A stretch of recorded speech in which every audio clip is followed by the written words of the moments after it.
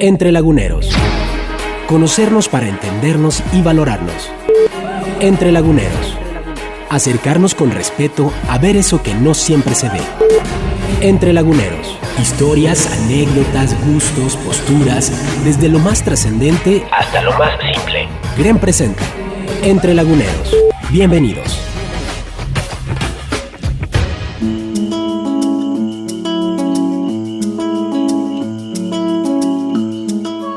¿Qué tal? Muy buenas tardes. Es un gusto saludarles. Estamos ya una vez más entre Laguneros y bueno, en principio agradecidos con la vida, agradecidos con Dios por tener esta maravillosa oportunidad de encontrarnos con gente a la que queremos, a la que admiramos y que ha venido construyendo lo que hoy es nuestra comarca lagunera.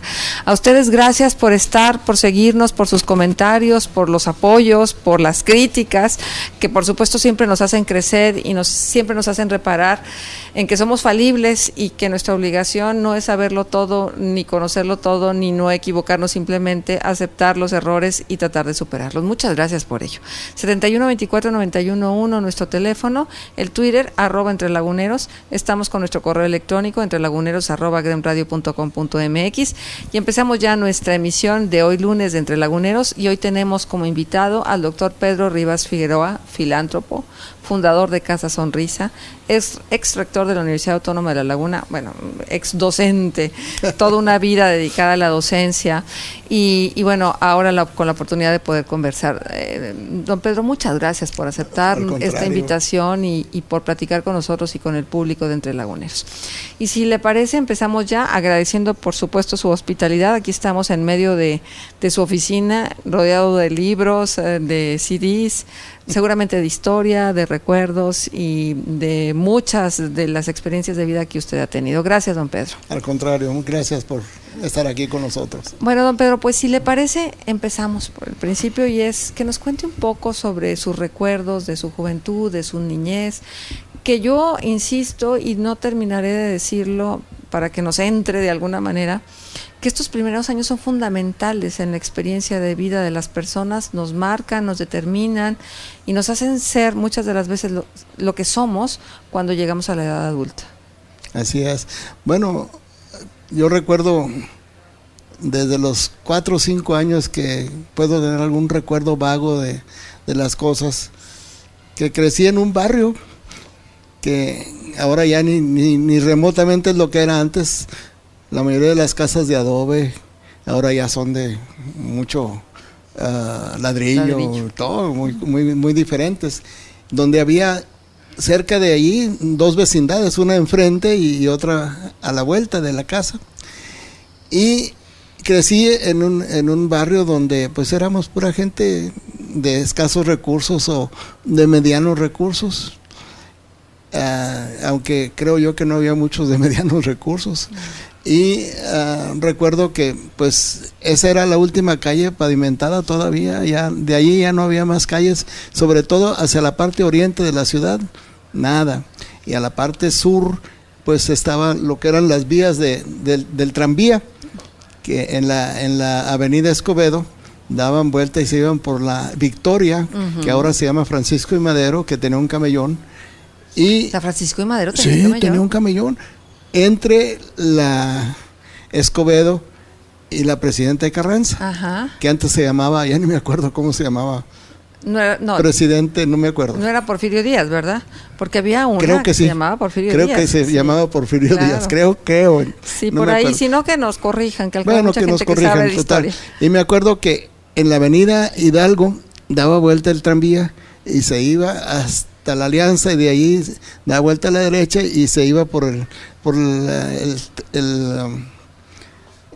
puente, ese negro, donde se pasaba el tranvía para ir a Gómez Palacio, Lerdo. Y de repente yo de chiquillo me acuerdo todavía de haberlo coleado porque éramos tremendos, ¿ya? De imaginar cómo era uno de chico en un ambiente de barrio donde había una generosidad y una hermandad increíble.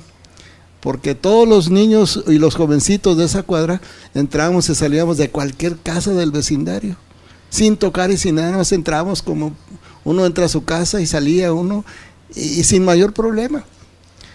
Y ahora pues no nos conocemos ni los vecinos. Es cierto. Ni la familia. Ni las familias. Y era muy curioso porque era una vida rica, donde yo recuerdo que mis padres, mi mamá y mi papá, sobre todo mi mamá, le echaba agua a la calle y a la acera cuando estaba empezando a anochecer, y el vaporcito y todo hacía que el medio ambiente fuera más placentero. Claro, refrescante. Entonces salían, sacaban sus mecedoras y todas las chiquillas andábamos ahí jugando, pero corriendo. Pero ante los ojos de los papás. Ante los ojos de los papás, definitivamente. Ya cuando era una hora más o menos adecuada para adentro, ¿verdad? ¿Y ni qué televisión, no, verdad, don Pedro? Pues, yo nada más me acuerdo que había puro radio. Ajá. Y habían las novelas, El Fantasma, válgame Dios, pero ¿cómo? Ajá. El enmascarado, era un hombre enmascarado que resolvía casos muy importantes. O una novela que todavía me acuerdo, El Derecho de Nacer. Que luego se hizo película y telenovela, con una versión más moderna. Pero algo así muy, muy interesante. Los mejores cómicos eran Memín Pinguín. Claro. Sí, y todo eso, que Mandrake el mago, y bueno, cosas que recuerdo yo tan vívidamente de cuando era niño. Después empecé a ir a la escuela, la primaria. Yo no fui a jardín de niños, pero fui a la primaria, a la escuela Coahuila, que estaba a 2 cuadras de la casa. Ajá. Mi hermana mayor que nosotros nos acompañaba, iba ella también a la escuela primaria, aunque después pasó a la secundaria, pero ya estábamos ya más grandecitos. ¿La escuela Coahuila de aquí de la Basolo? Sí, a Basolo y 8. Ya, sí. Porque nosotros vivíamos en la 7 entre Bravo y Escobedo. Ajá. Y la 8 pues no estaba muy lejos. Y caminábamos y todo sin mayor problema. Íbamos, veníamos sin que los papás tuvieran que estar ahí cuidando, a ver si mi hijo no le va a pasar nada en la calle. Yo ahora veo que no hay niño que va a la escuela, que sale de la escuela y no está un adulto acompañándolo. Yo otro día pensaba, don Pedro, no sé si usted esté de acuerdo conmigo, ahora los niños ni siquiera atravesar las calles saben, ¿no? Y lo hacen con cierto temor porque no están acostumbrados a caminar por las calles. Sí, es muy cierto. Y en cambio, a nosotros al principio nos enseñaron a mirar para los 2 lados y luego ya caminar. Pero pues eso fue una formación muy rica. Claro. Porque cuando estuve yo en la primaria, pues teníamos la oportunidad de convivir mucho con los otros niños, con los papás de los otros niños. Había reuniones de padres de familia muy importantes donde a veces nos llevaban y también oíamos ahí las discusiones de los padres de familia. Y lo que estaban pidiéndole a la directora, en aquel entonces era la profesora Hortensia Gámez, que era la directora de la escuela Coahuila. ¿Qué memoria? Sí, pues, pero no, bueno, es que yo tuve una profesora en primero de primaria que marcó mi vida. ¿Quién era, don Pedro? Emilia Valdés. ¿Y por qué marcó su vida? Era una mujerzota, yo la veía enorme, de ojos verdes, blanca, así, y de un cariño hacia la educación y hacia los niños, que exudaba ese amor hacia los educandos. Y la manera de mostrarnos cómo aprender el abecedario y cómo aprender valores fundamentales del ser humano mediante cuentos. Y nos enseña un cuento y luego nos enseña una letra y luego el cuento tenía que ver con una moraleja donde iba esa letra como objeto principal de la enseñanza.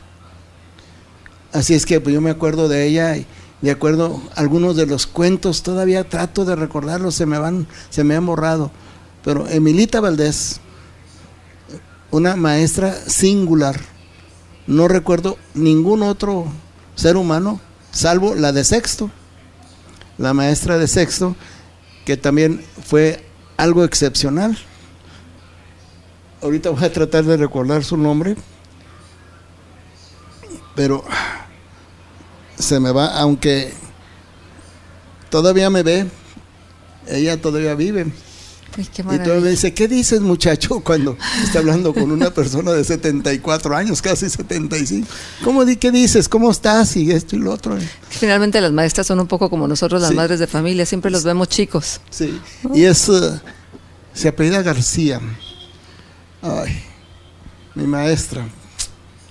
Bueno, total, ella también, qué estímulo tan grande de enseñanza, para enseñarnos a nosotros lo que era la gramática, los acentos, los marcados con tilde, los prosódicos, y cómo era que nos enseñaba las matemáticas, y cómo era que nos enseñaba la geografía. Nos ponía a competir niños contra niñas, y a veces una fila contra otra, etcétera, y era un entusiasmo tremendo. Claro. ¿Sí? Y entonces, cuando me acuerdo yo de mi maestra García, ay, bueno, no una maestra ahorita. De sexto año que seguramente está ahí en el recuerdo, pero ahorita Sí, se borra bueno, el nombre. Ahorita se me viene el nombre, pero ella sí supo estimularnos, y cuando llegamos a la secundaria ya nos había enseñado que las letras podrían significar números. Para el álgebra. El álgebra. Nos estaba sí. preparando para el álgebra. La raíz cuadrada, pues la teníamos que hacer muchas veces hasta de memoria. Cosas así que en un momento dado, bueno, digo yo, ¿y ahora qué pasa? ¿Verdad? ¿Por qué los niños no saben ni siquiera sumar, restar y dividir? Que no saben ni las tablas de multiplicar, que es increíble. Yo veo algunos jovencitos y hago algunas preguntas que parece que estoy hablando en chino. Así ¿verdad? es que pareciera que traen el disco duro allá afuera y no lo traen integrado, y antes pues nosotros teníamos que traerlo integrado, ¿no? Era una cuestión de que el recurso tecnológico no estaba, sino era el recurso de nuestra mente y nuestro deseo de aprender. Eran otros momentos y otros tiempos. Así es. ¿La secundaria dónde la hizo, don Pedro? En la preparatoria Venustiano Carranza, secundaria y preparatoria Venustiano Carranza. Pues mire usted, qué casualidad. Últimamente me he encontrado con muchos de nuestros entrevistados queridísimos egresados de la Venustiano Carranza. Y es que era un semillero, la Venustiano Carranza. Fue un semillero, porque era o la Pereira o la Venustiano. O la 18 de marzo. O el francés. O el francés. Sí. No había más. Eran otros Entonces tiempos. mis padres pues no tenían recursos como para pero mandarnos a una no escuela tenía particular. nada que pedirle. No. La Venustiano Carranza, las escuelas particulares, era altamente competitiva y era una calidad de educación de otro nivel muy diferente al que hoy se tienen, por desgracia, en las universidades públicas o inclusive en las secundarias y en las preparatorias. Don Pedro, vamos a seguir con esta conversación que apenas empieza, pero es tiempo de hacer pausa comercial y de agradecerles a ustedes el favor que nos hacen de sintonizarnos. Les recuerdo que esto que usted recibe es gracias a un equipo, al trabajo de todos, que de verdad estamos muy encariñados con este programa. Gracias a Israel Castillo, gracias a Roberto Ríos, que se hace cargo de todo el aspecto técnico de la grabación de este espacio, de la edición de este espacio, y gracias por supuesto a usted que nos atiende. Ya regresamos. Cualquier esfuerzo resulta ligero con el hábito. Tito Livio, Entre Laguneros. Volvemos. Escucha Entre Laguneros. Correo entrelaguneros@gremradio.com.mx. Teléfono 7124-911 y 7126-880. Y Twitter @entrelaguneros. Entre Laguneros.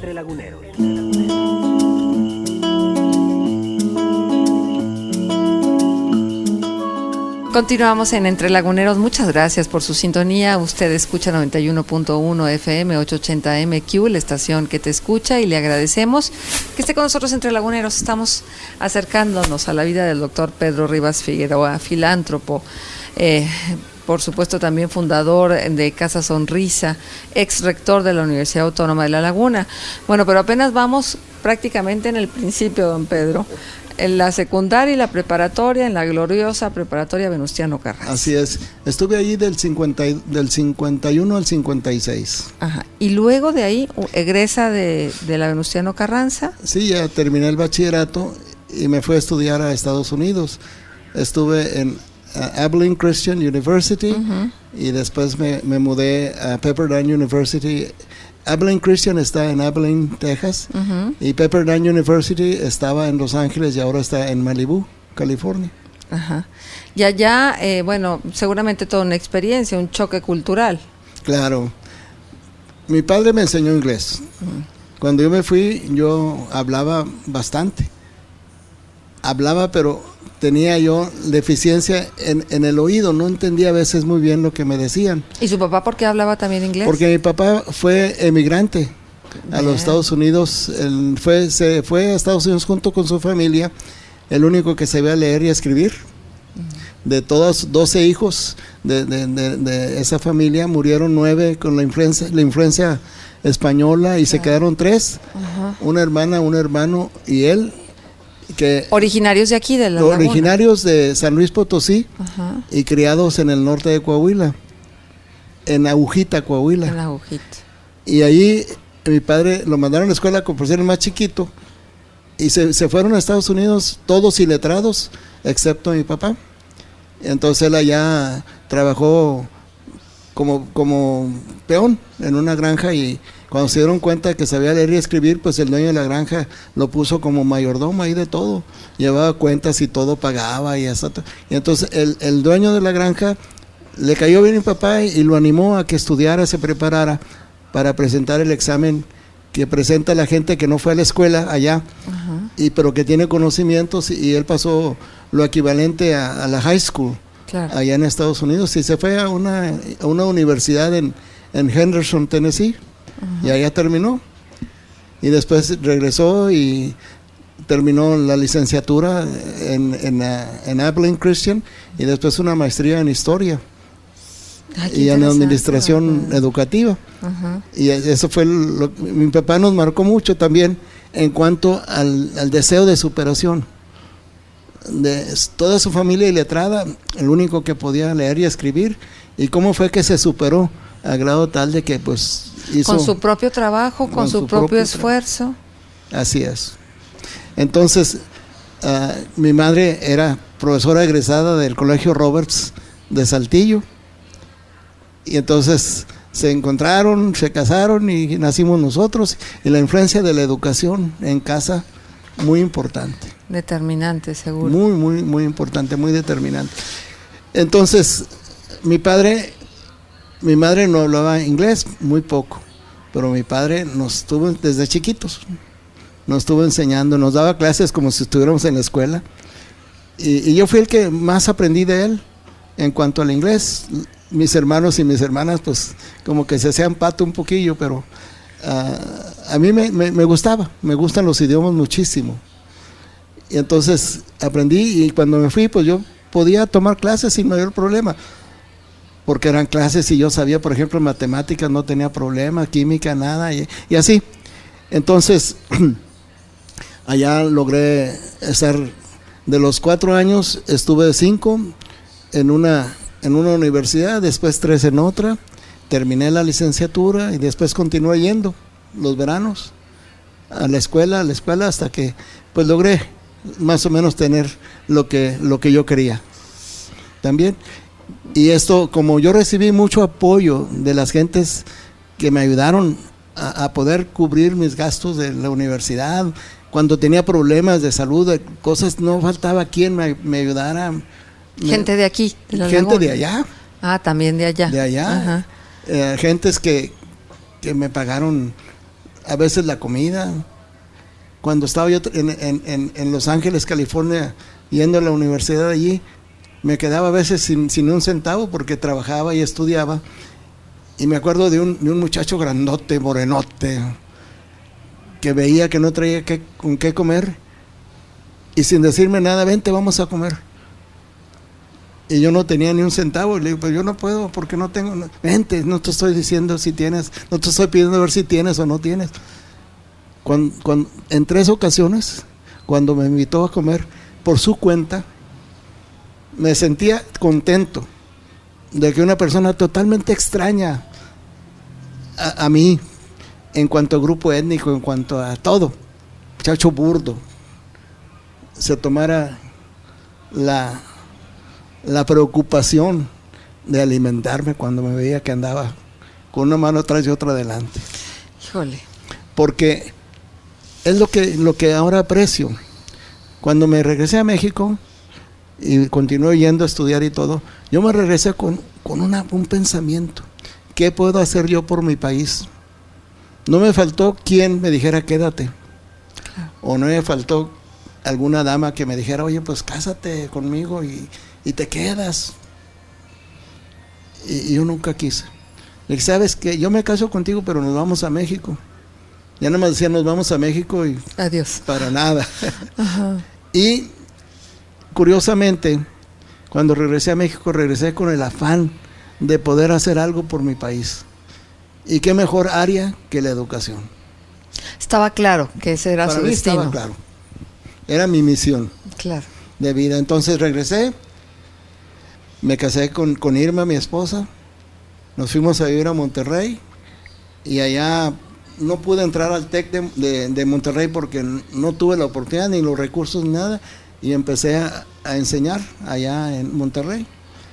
Como mi inglés no es muy malo, pues considero que es bastante bueno y casi de un nativo. Uh-huh.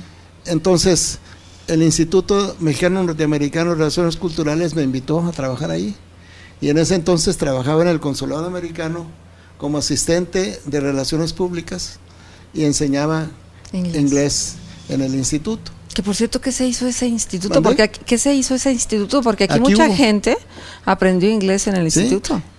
Cuando se abrió el instituto aquí en Torreón, uh-huh, yo fui el primer director. No me diga, don Pedro. ¿Estaba por la Rodríguez o antes de estar por la Rodríguez? Estaba por la Leona Vicario al principio. Al principio. Y después se cambió a la Rodríguez en el edificio Marcos. Exacto. Cuando yo empecé el instituto aquí, en 1963, tuve la oportunidad de hacer el esfuerzo y echarlo a andar con mucho éxito. Sí. En el 66 me invitaron del Colegio Americano a trabajar allí. Me fui, porque era una oportunidad de subir un poquito. Mr. Rivas. 10 años, Mr. Rivas, ya, bueno, así me conocen muchas personas. Sí. Ahí estuve 10 años en el Colegio Americano, trabajando, era director de posprimaria y a veces era el director interino cuando faltaba el director americano. Tuve la oportunidad de crecer mucho, de conocer mucho, de aprender mucho y de amar mucho a mis estudiantes. De verlos que eran niños bien nutridos, niños que no les faltaba nada, y algunos otros becados que yo con todo cariño me dedicaba mucho a ellos para que no sufrieran ninguna inconveniencia ni ninguna diferencia. Y ahí conocí a excelentes compañeros de trabajo y excelentes personas que ahora son los grandes empresarios de aquí de La Laguna, algunos de ellos, algunos profesionales de mucho éxito que realmente me da mucho placer el poderlo comentar. Ahí dejé el Colegio Americano y después empecé lo que fue un instituto de educación superior que pudimos incorporar a la Autónoma de Coahuila, excepto la carrera de Administración Agropecuaria que incorporamos a la Narro. Uh-huh. Y posteriormente me invitaron a formar parte de la UANE. En Saltillo me llamaron, oye, pues ven esto y lo otro, ya tenemos nuestro reconocimiento, ¿no te gustaría que todo lo que estás haciendo ahora se convirtiera en UANE? Le dije, pues a mí me parece buena idea, vamos platicándolo. Y ahí estuvimos desde lo que fue 1977 hasta 1988, cuando vino el rompimiento y establecimos lo que ahora es la Universidad Autónoma de La Laguna.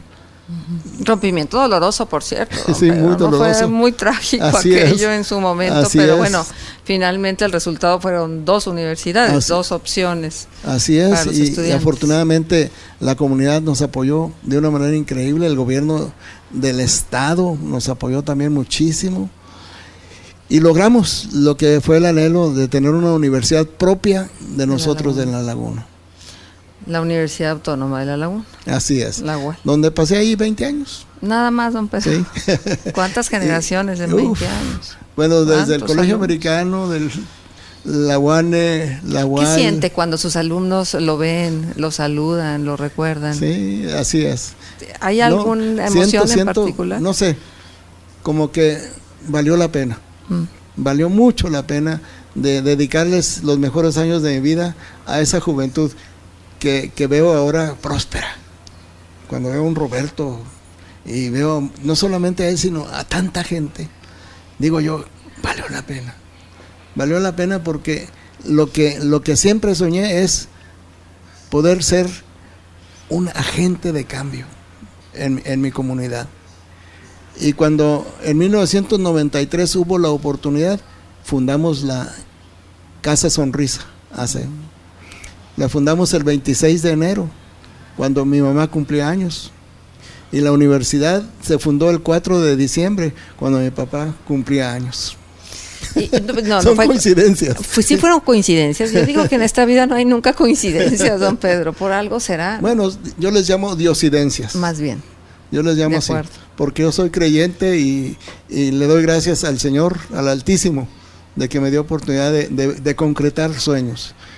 Y ahora, como yo soy deudor a tanta gente, porque la gente no tiene idea de lo que yo recibí de apoyo, de tanta gente que ni se imaginan. Y dije, bueno, ¿y ahora qué hago? Tengo que pagarlo. Y lo estoy pagando con mis niños en la casa hogar. Híjole, pero pues es un pago que significa también mucho darse. El pago es darse uno mismo. Sí, bueno, ¿no? Es que considero que es la mejor manera de realmente ser útil. Se puede dar un peso, 5 pesos, 50 pesos, 5,000 pesos. Pero cuando uno da de lo que uno pudo haber aprendido en la vida, y cuando uno puede dar su tiempo, y cuando puede uno dar ese amor que siente uno por el ser humano, sinceramente se está uno dando a los demás. Claro. Y eso es cuando aprende uno lo que significa realmente ama a tu prójimo como a ti mismo. Don Pedro, usted hablaba de los valores hace un momento. A ver, se habla ahora también mucho de la pérdida de los valores. ¿Dónde extraviamos los valores? ¿En qué momento se nos escondieron o los escondimos y ya no los encontramos? ¿O qué fue lo que pasó?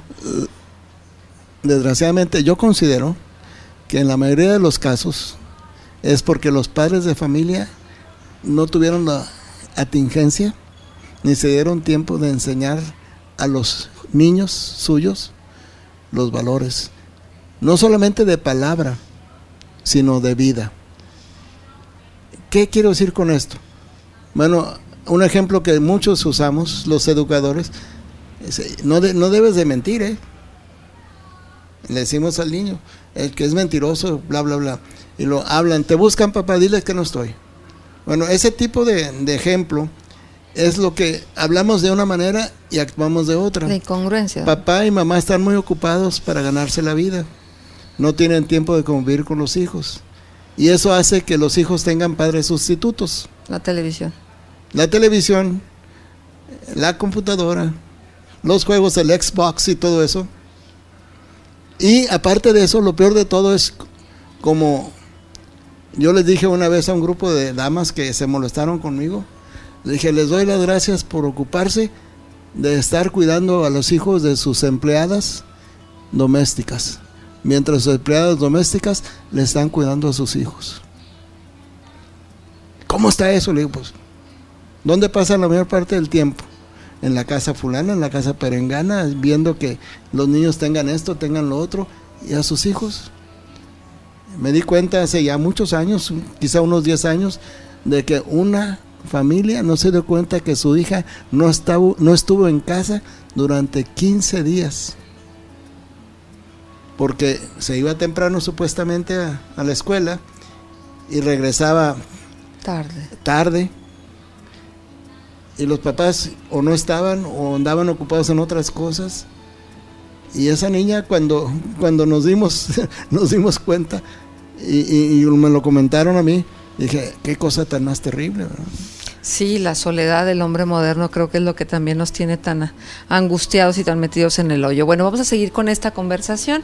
Es tiempo de pausa comercial, el tiempo se va rapidísimo. Vamos a regresar a la última parte de este programa. En todos los asuntos humanos hay esfuerzos y hay resultados. Y la fortaleza del esfuerzo es la medida del resultado. James Allen. Entre Laguneros. Volvemos. Escucha Entre Laguneros. Correo entrelaguneros@gremradio.com.mx. Teléfono 7124-911 y 7126-880. Y Twitter @entrelaguneros. Entre Laguneros.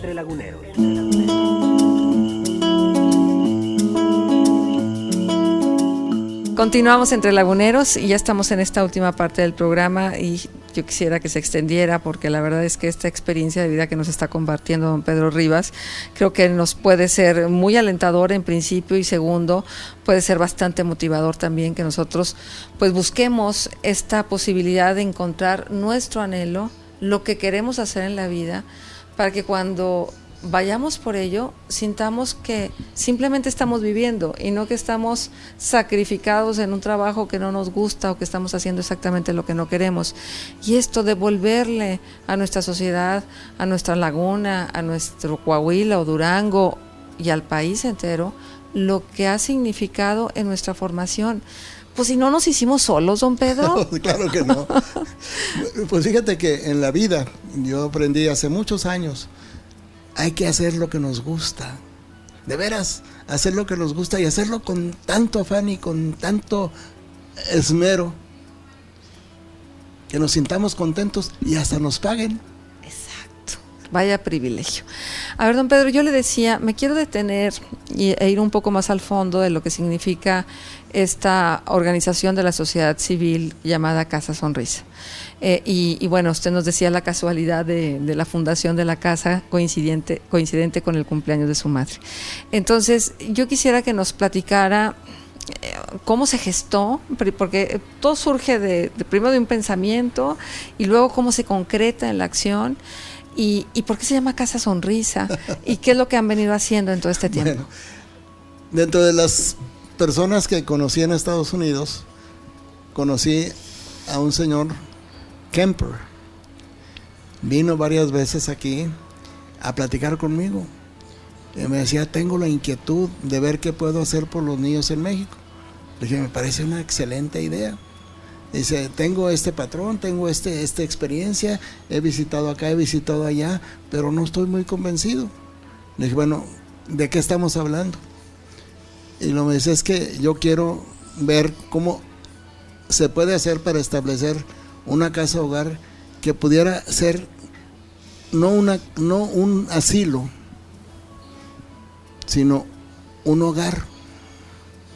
Ya empecé yo a ver las cosas y empecé a tomar algunas ideas, le expresé mis ideas y le gustaron mucho. Entonces me dijo, ¿estás dispuesto a entrar a una cosa así? Le dije, pues yo sí, y creo que sería mi llamado. Estamos hablando del 92, a fines o mediados del 92. Y le dije, yo por mí me encantaría. Entonces me dijo, pues, ¿por qué no hacemos esto? Empieza a buscar quién pudiera ayudarnos con la cuestión legal. Fue cuando busqué a un exalumno y muy grato amigo mío, el licenciado Jacinto Falla. Como no, recién fallecido. Que recientemente falleció. ¿Y cómo lo sentí yo? No me gusta ir a sepelios, porque yo los quiero recordar vivos, como recuerdo a mi gran Jacinto. Muchacho extraordinario. Y yo me quedo yo con esos recuerdos. Y de la manera que altruistamente hizo la primera escritura, acta constitutiva de la casa hogar. No cobró ni un centavo, solamente los gastos. Le dije, Jacinto, no tenemos gran cosa. Y ya hicimos frente a los gastos allí de la primera escritura de casa hogar. Entonces hay que, como tú sabes, hay que darle alta en Hacienda. Uy, sí. Y luego todo ese trámite y luego buscar que nos dieran la autorización para ser donatarias, etcétera. Bueno, todo un procedimiento y un proceso del CLUN y todo a través de los años. Y la idea era que esa casa fuera con papá, mamá, los hijos de la pareja si hubiese, y que los niños que fueran ahí fueran tratados como hijos de familia. Como un hogar sustituto. Exactamente. Con papá, mamá, hijos de familia, y los niños iban a pasar a ser parte de esa gran familia. Por 6 meses no llegó un solo niño. Fui al DIF, fui a la Procuraduría, fui a todas partes y ni caso me hacían. Estamos hablando del tiempo cuando el señor Juaristi era secretario de gobierno.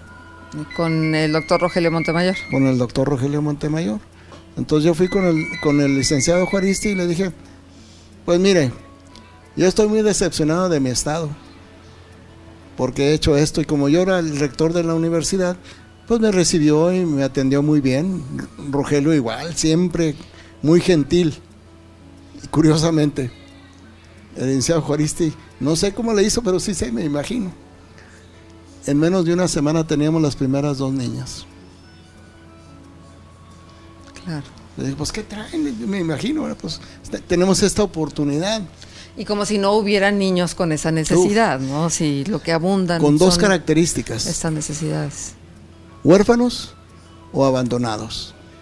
No recibimos niños así, sí, normalitos, vamos. Ni porque se portan mal, sino tienen que tener la característica de ser huérfanos o niños expósitos. Sí, que salen de los hospicios, pues. Que salen de los hospicios, que los encuentran por ahí vagando. También. Y una de las niñas, la primer niña, de las 2, la primer niña que llegó, ya es licenciada en comunicación y periodismo. No me diga, don Pedro. Egresada de la UAL y trabaja en Chiapas. Uy, enseña en Chiapas, trabaja en un periódico y en una estación de radio. Un poco sus hijos, ¿no, don Pedro? No, pues sí son.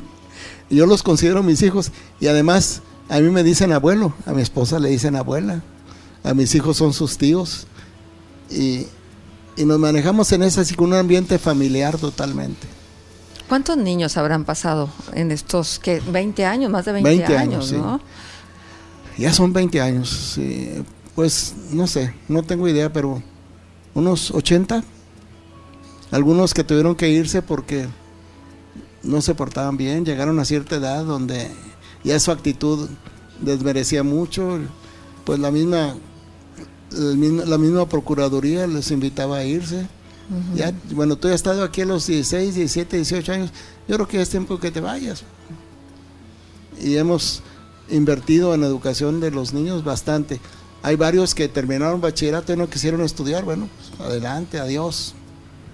Pero la casa hogar, distinta a otras, trabaja con los niños todos los días de la semana, de lunes a domingo, más bien de domingo a sábado, uh-huh, todos los días, las 24 horas del día. No tenemos que van a ir por el niño el viernes en la noche, pues y lo van a llevar. Es su casa. Es su casa. No tienen a dónde ir. Entonces esa característica hace que la Casa Sonrisa sea diferente. ¿Y a quién se le ocurrió el nombre, don Pedro? A esta persona, a Maurice Kemper, uh-huh, se le ocurrió. Le dije, bueno, ¿y por qué te gusta eso? Porque quiero que sean niños felices, que estén contentos y siempre sonrían. Le digo, va a estar muy difícil, pero vamos a hacerle la lucha. Pues bueno, yo creo que ha valido también la pena el esfuerzo que se ha hecho en Casa Sonrisa. Definitivamente, considero que tenemos una razón de ser en nuestra comunidad. Y gracias al apoyo de diferentes empresas. No debo de mencionar a ninguna porque no vamos a hacer comerciales. Sí. Pero hay empresas, hay personas, hay instituciones de servicio que nos han ayudado enormemente. Las cosas en nuestra comunidad no se hacen solas. Así y la filantropía de nuestra comunidad es mucho más de lo que nosotros nos imaginamos. Hay esta característica y hay quienes de fuera vienen y nos la descubren, la revelan, este espíritu solidario que solemos tener los laguneros, que siempre estamos como atentos a tratar de resolver. A veces nos pasamos un poco de entrometidos, de metichones, ¿no? Pero finalmente es así como se va resolviendo la vida, don Pedro. Y esto, en este momento donde hay tanta adversidad, tendríamos que recogerlo en nuestro corazón, ¿no? Y tendríamos que creerlo con profundidad, estas cosas buenas que tenemos como seres que habitamos esta región. ¿Qué características ensalzaría usted de los laguneros, don Pedro? La solidaridad. Yo la viví cuando aquellas inundaciones del 68, vi cómo la gente se desvivía por estar ayudando. Iban al río a hacer lo que necesitaban, lo que se necesitaba hacer. Andaban siempre buscando cómo ayudarle a las áreas donde probablemente se fuera a inundar. Y sin partidos políticos de por medio, ¿verdad, don Nada, Pedro? absolutamente. Por las ganas de hacerlo. Nada más por las ganas de hacerlo. Cuando yo vi eso, dijo, vale la pena. Vale la pena. Yo estaba en el colegio americano y me llegaron de repente 400 y tantas gentes. Y para darles de comer y todo. Claro, porque no los batallamos. colegios se convirtieron en albergues Así de es. los damnificados. Así es. Ajá. Y yo vi que no batallamos, porque siempre hubo comida para todos, Claro. medicinas para todos, visitas médicas para todos. A ver, y un abuelo que tiene tantos nietos y un padre de familia que tiene 3 hijos, ¿qué es lo que desea para los nietos y para los hijos? Que sean felices, que busquen ubicarse en el lugar del cosmos, y hablando filosóficamente, que les corresponda y le hagan justicia a ese lugar. Hay una niña que quiere ser presidente de la República, la estoy estimulando, ¿por qué no? Claro. Hay una niña que quiere ser una gran chef. Hay un niño, el único varón de los nietos, que quiere ser neurólogo. Ya va a entrar a la escuela de medicina. Y así, todo eso es estimulante, porque digo, nada más, si van a escoger un nicho y van a ubicarse bien, sean de lo mejor para servir. ¿Cuáles son las características de un buen ser humano, don Pedro, desde su perspectiva? Amar a Dios y amar al prójimo. ¿Por qué tenemos a Dios tan olvidado, tan dejado Pues, de lado? Es porque nos creemos autosuficientes. Creemos que ya no necesitamos a Dios. Eso fue lo que pasó en Estados Unidos. Sacaron a Dios de las escuelas y cómo les ha ido. Y si lo sacamos a Dios de nuestras vidas, ¿cómo nos irá? ¿Y cómo nos está yendo? Para mí Dios es la parte central de todo. De otra manera, no puedo concebir el estar viviendo en sociedad. Teme a Dios, guarda sus mandamientos, ámalo y ámate a ti, pero ámate a ti como amas a los prójimos, o muéstrales el mismo amor que sientes por ti a tus semejantes. Uy, aparentemente tan fácil y tan difícil al mismo Pues sí tiempo. es. Oiga, don Pedro, a ver, platíquenos. Yo veo aquí muchos libros, una cantidad de libros importantísimos. Yo sé que luego vienen y todo el mundo le queremos regalar libros, o suponemos que a una persona como usted los libros lo hacen feliz.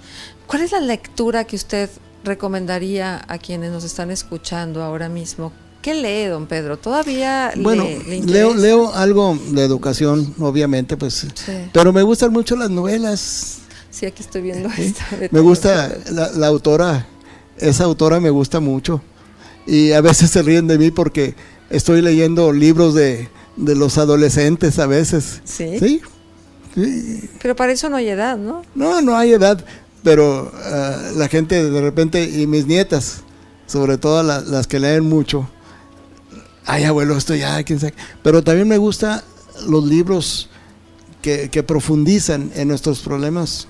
Hay uno del doctor Castañeda, no recuerdo ahorita cómo se llama, El mito de México, una cosa así. De Jorge Castañeda. De Jorge Castañeda, un libro excelente. Se lo regalé a una nieta y le dice, ay abuelo, está muy aburrido. Le digo, tranquila, lee muy bien todo el principio, porque eso te va a dar la oportunidad de entender lo que pasa en México. Claro. Y es muy importante Sí. entendernos para resolver nuestros problemas. Pero también hay otros libros, por ejemplo, la Biblia de barro, que de repente no saben ni de qué está tratando, y se trata de lo que sucedió antes de la invasión de Irak, de Irak, por los Estados Unidos y por todos los aliados. Ajá. Para derrocar a Saddam Hussein. Claro. Pero todos los antecedentes de eso se entienden hasta cuando ya se da uno cuenta de qué se trata. Ajá. Empiezan con unas tablas de barro donde supuestamente Abraham está dictando el libro de Génesis a uno que escribe cuneiformemente. Y ya cuando ya uno ve ¿De qué se trata? De las intrigas de unos alemanes y de unos franceses y de todo para hacerse de todo el caudal de riqueza que había en Babilonia. Claro, el dinero. En los grandes museos que fueron saqueados. El dinero y el oro por encima de todas las cosas. Los borregos ese tipo de lectura a mí me encanta, me emociona. Las cuestiones de críticas a nuestra vida como mexicanos también me gusta mucho. Y hay una cosa que la menciono normalmente de todas mis lecturas y de mi plática con autores de libros, de el doctor Bazáñez, que dice que en México la característica del mexicano es que tiene prójimos y no prójimos. ¿Qué más es eso? Sí, el prójimo es mi hermano, mi papá, mis sobrinos, mis amigos, y los trato lo mejor que puedo. Y mi no prójimo es con el que puedo abusar de él sin importarme nada de lo que pudiera haber. Don Pedro, desgraciadamente el tiempo nos ha ganado y la verdad es que yo estoy muy agradecida de que nos haya abierto las puertas de esta oficina suya, pero sobre todo las puertas de su vida y de su corazón. Muchas gracias. GREM presentó Entre Laguneros. Entre Laguneros. Los esperamos con una nueva entrevista la semana entrante. You 91.1 FM 880 AM. La estación que te escucha.